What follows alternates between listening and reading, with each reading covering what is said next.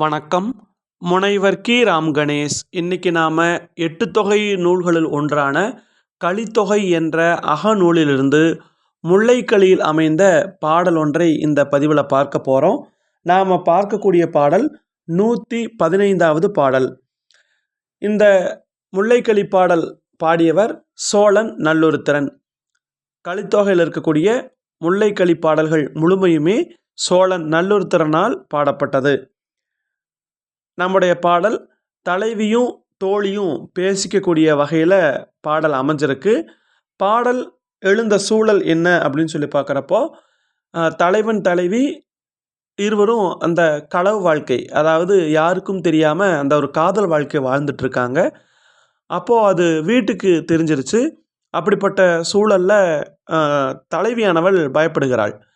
அப்போ தோழியானவள், நீ பயப்பட வேண்டாம், ஒன்றும் பிரச்சனை கிடையாது அப்படின்னு சொல்லி அந்த தலைவிக்கு ஆறுதல் சொல்லி தலைவியை வீட்டுக்கு கூட்டிகிட்டு போகக்கூடிய வகையில் தான் இந்த பாடல் அமைஞ்சிருக்கு.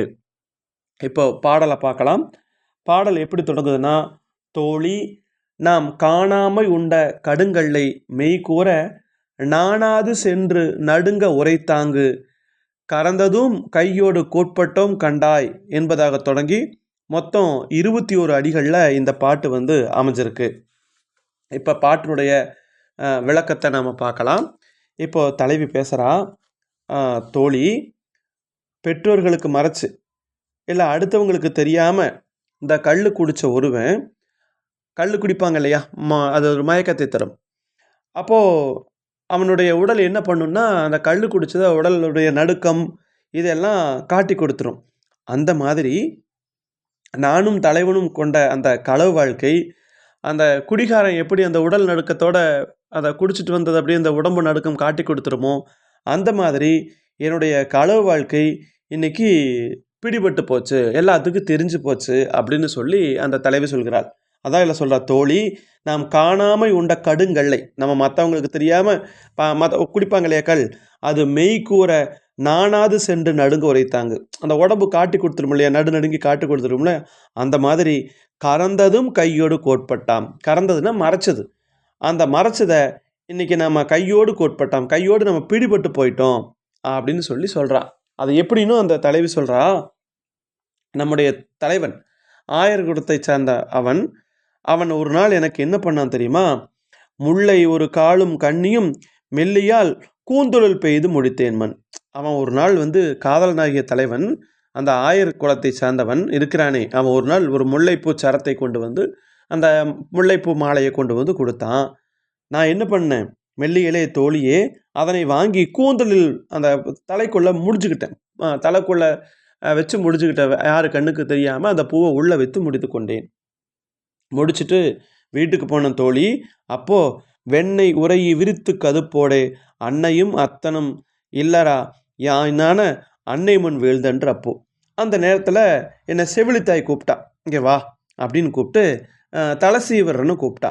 அப்படியே வெண்ணெய் தடவதற்காக, தலைக்கு வெண்ணெய் தடவதற்காக தலையை விரித்து கோதினால் அப்போது தலையில் இருந்த பூ அவன் முன்னாடி விழுந்துருச்சு. அப்போது அந்த நேரத்தில் அங்கே அம்மாவும் இருந்தாங்க, அப்பாவும் இருந்தாங்க. எனக்கு என்ன பண்ணுறேன்னு தெரியாமல் வெக்கப்பட்டேன்.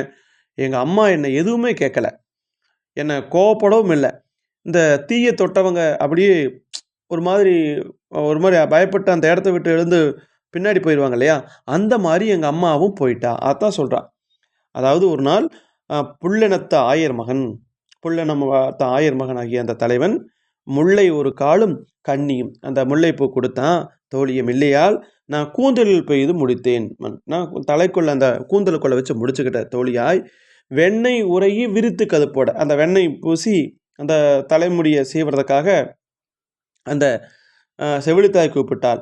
அந்த நேரத்தில் அன்னையும் அத்தனும் இல்லரா, அம்மாவும் அப்பாவும் அங்கே தான் இருந்தாங்க. அம்மா நான் வெக்கப்படும்படி அன்னை முன் வீழ்ந்தன்று. அப்போது அந்த தலைவன் கொடுத்து நான் தலைக்குள்ளே மறைச்சி வச்சிருந்த பூ விழுந்துருச்சு. அதனை வினவலும் செய்யாள். அம்மா அதை கேட்கவும் இல்லை, சினவலும் செய்யாள். சினவல்னா கோபம் படலை. நெருப்பு கை தொட்டவர் போல எதிர்த்துட்டு, அந்த தீயை தொட்டவங்க எப்படி ஒரு மாதிரி அதிர்ச்சி ஆவாங்க, அது மாதிரி அதிர்ச்சி அடைஞ்சிட்டு நீங்கி புறங்கடை போயினாள். அந்த இடத்த விட்டு புறங்கடைனா வீட்டுக்கு பின்னாடி போயிட்டா. யானும் நான் என்ன பண்ண தெரியுமா, என் சாந்துளர் கூளை முடியா, நானும் ஏதோ ஒன்று என் தலையை வாரி முடிச்சுக்கிட்டு நிலம் தாழ்ந்த பூங்கரம் நீலம் தழி நான் வந்து என் கூந்தலை வாரி முடிச்சுக்கிட்டு தரையில் விழுந்த அந்த பூ போட்ட கரை, அந்த கரை அந்த பார்டர் இருக்கும் இல்லையா, அந்த நீல அந்த தரையில் அந்த பூ போட்டு கிடக்கக்கூடிய என்னுடைய நீல நிற சிற்றாடை சின்ன அந்த ட்ரெஸ்ஸை எடுத்துக்கிட்டு அந்த ஆடையை கையில் பிடிச்சிக்கிட்டு என்ன பண்ண தெரியுமா, தளர் பொல்கி பாங்கரும் காணத்து ஒளித்தி நான் வந்து எனக்கு ரொம்ப வெக்கமாக இருந்துச்சு, மெல்ல மெல்ல நடந்து வீட்டுக்கு அருகே இருந்த இந்த காட்டுக்குள்ளே வந்து நான் ஒளிஞ்சுக்கிட்டேன் அப்படின்னு சொல்லி அந்த அந்த தலைவியானவள் சொல்கிறாள். உடனே அதற்கு தோழி சொல்கிறாள், அதற்கெல்லாம் ஈங்கியவன் அஞ்சுவது, அதுக்கெல்லாம் நீ ஏன் பயப்படுற, ஒன்றும் பிரச்சனை இல்லை, நமரும் அவன் கண் அடை சூழ்ந்தார் நின்னை. நம்ம வீட்டுக்காரங்க என்ன பண்ணிட்டாங்க, உன்னை அவனுக்கு கொடுக்கறதுக்கு முடிவு பண்ணிட்டாங்க. அந்த நீ விரும்புகிறத அவங்களுக்கு தெரிஞ்சு போச்சு. அப்போ அந்த மாப்பிள்ளை யாருன்னு கண்டுபிடிச்சி அவனுக்கு ஒன்று திருமணம் பண்ணி வைக்கிறதுக்கு முடிவு பண்ணிட்டாங்க. அகன்கண் வரைப்பில் மணல் தாழ பெய்யுது. நம்ம வீட்டுக்கு வெளியில் மணல், அதாவது நம்மெல்லாம் கல்யாணத்துக்கு ஏற்பாடு பண்ணும்போது வீட்டையெல்லாம் நம்ம அலங்காரப்படுத்துவோம், இந்த பந்தல் போடுவோம், அந்த மாதிரிலாம் பண்ணுவோம்ல, அந்த மாதிரி அந்த காலத்தில் என்ன பண்ணுவாங்கன்னா வீட்டுக்கு முன்னாடி புதுசாக மணல் கொட்டுவாங்க, பந்தலெல்லாம் போடுவாங்களாம். அதுக்கு அந்த தோழி சொல்கிறா, அதுக்கு நீ ஏன் பயப்படுற, நீ பயப்படாத, நீ நீ அவன் கொடுத்த பூவை தானே வச்சுக்கிட்ட, அப்போ நம்ம வீட்டுக்காரங்க எல்லாரும் அவனுக்கே உன்னை திருமணம் செய்வதற்கு முடிவு பண்ணிட்டாங்க. நம்ம வீட்டுக்கு முற்றத்தில் அந்த முன்பகுதியில் புதுமணலை பரப்பிட்டாங்க, பந்தல் போட்டு அங்கே திருமணமும் நடத்துவாங்க. அதுதானே நாம் நினச்சது, இத்தனை நாள் நம்ம அதைத்தானே எதிர்பார்த்துட்டு இருந்தோம். வதுவியும் இங்கே அயர்வ அதுவே எம் அல்களும் சூழ்ந்தவனி. நம்ம ராப்பகலா இரவு பகலா நம்ம அதைத்தான் நினச்சிட்டு இருந்தோம். அல்கள்னா இரவலும் நம்ம அதைத்தான் நினச்சிட்டு இருந்தோம். அது நல்லாவே நடந்துருச்சு. நீ ஏன் இப்படி பதுங்கிட்டு இருக்கிற, ஏன் இந்த காட்டுக்குள்ளே உட்காந்துட்டு இருக்கிற, வா நம்ம வீட்டுக்கு போகலாம். அப்போது அப்படி சொல்லி அந்த அந்த தோழியானவள் என்ன பண்ணுறா, அந்த தலைவி கூட்டி செல்கிறாள். அதாவது தலைவி வந்து என்ன பண்ணுறான்னா, அந்த காதல் வெளிப்பட்டு போச்சுன்னு பயந்து தோழிக்கு சொல்கிறா. அப்போ தோழி சொல்கிறாள், நம்ம வீட்டுக்காரங்க அந்த தலைவனுக்கே ஒன்று திருமணம் செய்து வைக்க முடிவு பண்ணி திருமணத்துக்கு ஏற்பாடு பண்ணிட்டாங்க, வீட்டுக்கு வான்னு கூட்டிகிட்டு போனது. இப்போ பாடலுடைய பொருளை முழுமையாக சொல்கிற பாருங்கள். இப்போ அந்த தலைவி தோழிகிட்ட பேசுகிறா. மற்றவங்களுக்கு தெரியாமல் கள்ளு குடித்த ஒருவன் அந்த கல்வெறி மிகுதியால் உடல் கட்டுப்பாடு இல்லாத நிலையில் அந்த உடல் நடுங்கும்போது அது மற்றவங்களுக்கு தெரிஞ்சு போகிற மாதிரி என்னுடைய களவு வாழ்க்கை, பெற்றோருக்கு தெரியாமல் மறைச்சிக்கிட்டு வந்த களவு வாழ்க்கை இன்றைக்கி கையோடு பிடிபட்டு விட்டது. எப்படின்னா, நம்முடைய தலைவன் இந்த ஆயர் மகன் அவன் ஒரு நாள் முல்லைப்பூவும் கண்ணியும் கொடுத்தான். அதை நான் வாங்கி ஆர்வத்தோடு என்னுடைய கூந்தலுக்குள்ளே வைத்து முடித்து கொண்டேன். வீட்டுக்கு சென்றதும் செவிலித்தாய் என்னை தலைவாரி முடிக்க அழைத்தால், வெண்ணெய் தடவி தலை விரித்து கோதினாள். அப்போ தலையினுள் இருந்த பூ அவள் முன்னே விழுந்தது. அப்போது அந்த நேரத்தில் அம்மாவும் அப்பாவும் வீட்டில் தான் இருந்தாங்க. அது எப்படி வந்துச்சோ அப்படின்னு சொல்லிட்டு நான் பாட்டுக்கு வெக்கப்பட்டேன். தாய் என்னட்டது எதுவும் கேட்கல, என்கிட்ட கோவப்படவும் இல்லை. நெருப்பை தொட்டவங்க அப்படியே எப்படி விதிர்த்து அந்த இடத்த விட்டு பின்னாடி போவாங்களோ அந்த மாதிரி அம்மா போயிட்டாங்க.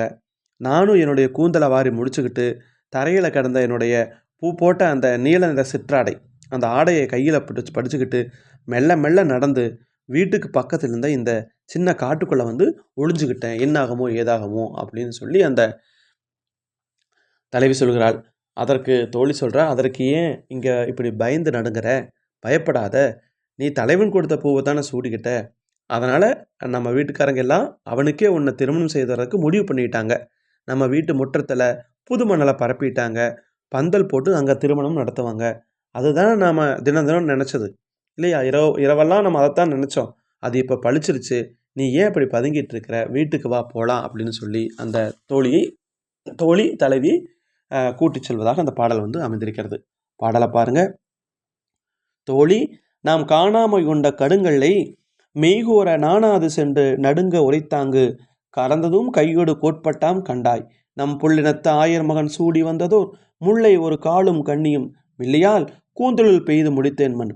தோழியாய் வெண்ணெய் உரையி விரித்த கதுப்போட அன்னையும் அத்தனும் இல்லரா யாஞான அன்னை முன் வீழ்ந்தன்று அப்போ அதனை வினவலும் செய்யால் சினவலும் செய்யால் நெருப்புக்கை தொட்டவர் போல விதிர்த்திட்டு நீங்கி புறங்கடை போயினாள். யானும் என் சாந்துளர் கூளை முடியா நிலம் தாழ்ந்த பூங்கரை நீளம் தளி தளர்போல்கி பாங்கரும் காணத்து ஒளித்தேன். அதற்கெல்லாம் இங்கு எவன் அஞ்சுவது? அஞ்சல்.